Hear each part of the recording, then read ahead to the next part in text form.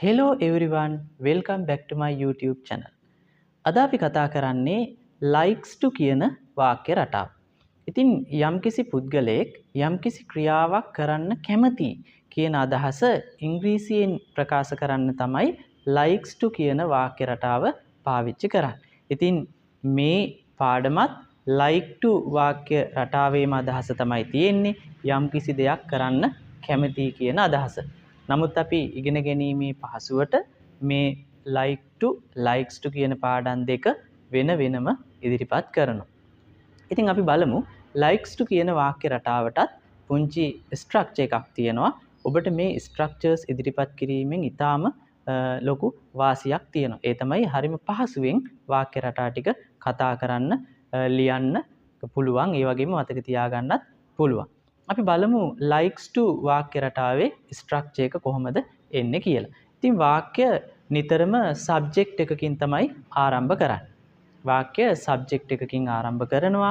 ඒ subject එක විදිහට අපි පාවිච්චි කරන්නේ singular සබ්ජෙක්ට් එකක්. ඒ කියන්නේ he, she, it, name එකක්, teacher, doctor වගේ singular සබ්ජෙක්ට් එකක් තමයි අපි likes to එක පාවිච්චි කරන්නේ. ඉතින් මුලින්ම සබ්ජෙක්ට් එක ඊට පස්සේ තමයි අපි likes to කියන අපේ පාඩමට අදාළ වචනය කියන්නේ. ඉතින් likes to වලින් පස්සේ අපි ක්‍රියාපදයක් පාවිච්චි කරනවා. ඒ වාක්‍යයට අදාළ ක්‍රියාපදේ. ඒ කියන්නේ අපිට කියන්න ඕන අදහසට අදාළ ක්‍රියාපදේ. ඉතින් මේ වෙලාවේ මේ ක්‍රියාපදේ හැටියට අපි ගන්නේ ක්‍රියාපදයක මුල් ස්වරූපය. අපි කියනවා stem of the verb කියලා. ක්‍රියාපදයක මුල් ස්වරූපය තමයි අපි පාවිච්චි කරන්නේ. ඊට පස්සේ අපිට පුළුවන් තවත් වචනයක් තියෙනවා නම් ඒක likes to වලින් පස්සේ කියන්න. හරි. අපි වාක්‍ය කීපයක් අරගෙන බලමු.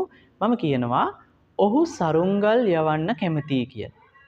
ඉතින් බලමු මේ ඔහු සරුංගල් යවන්න කැමතියි කියන වාක්‍යයේ තියෙන මේ පුද්ගලයා මේ ක්‍රියාව කරන්න කැමතියි කියලා. බලමු මේ වාක්‍ය අපි ඉංග්‍රීසි වලින් කොහොමද කියන්නේ කියලා. ඔහු he likes to fly kites. බලන්න මේ වාක්‍ය ඇතුලේ අර කියන ස්ට්‍රක්චර් එකට අනුව තමයි අපි වචන ටික පෙළගස්සලා තියෙන්නේ. බලන්න සබ්ජෙක්ට් එක he, ඊට පස්සේ likes to වලින් පස්සේ තියෙනවා verb එක සරුංගල් යවනවට අපි ඉංග්‍රීසි වලින් කියන්නේ fly කියලා. එතකොට he likes to fly සරුංගල් වලට කියනවා kites කියලා. ඉතින් he likes to fly kites. අපි තව වාක්‍යයක් ගමු. ඇය බත් උයන්න කැමතියි. ඉතින් මේ වාක්‍ය ලියන්නේ ඉංග්‍රීසි වලින් she likes to cook. උයනවා ක්‍රියාපදය cook. She likes to cook rice. She likes to cook rice. අපි තව ක්‍රියාපදයක් බලමු. ඌ කිරි බොන්න කැමතියි.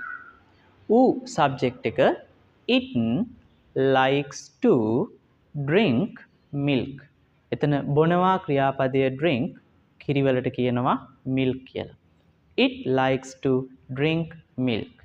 ඊළඟ වාක්‍ය රුවන් ඒක දැනගන්න කැමතියි. රුවන් likes to know. දැනගන්නවා, දන්නවා කියන ක්‍රියාපදයට ඉංග්‍රීසියෙන් පාවිච්චි කරන්නේ know කියලා. රුවන් likes to know it. ඒක කියන්නේ it. හරි. අපි තව වාක්‍යයක් අරගෙන බලමු.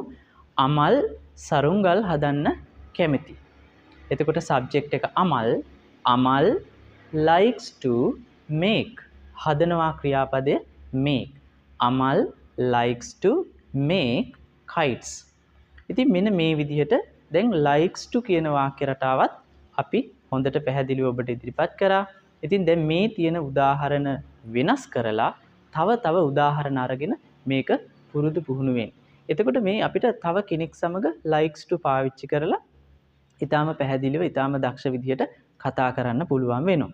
ඒ වගේම තමයි මේ වගේ සරල පාඩම් ඔබට තවත් මගහැරිලා නම් ඔබ දැන්ම මේ පාඩමෙන් පස්සේ දැන්ම මගේ channel එක subscribe කරන්න. ඒ වගේම bell icon එක all දීලා තියන්න. ඉතින් අපි මේ වගේම තව පාඩමකින් ඉදිරියේදී ඔබව මුණ ගැහෙනවා. Goodbye.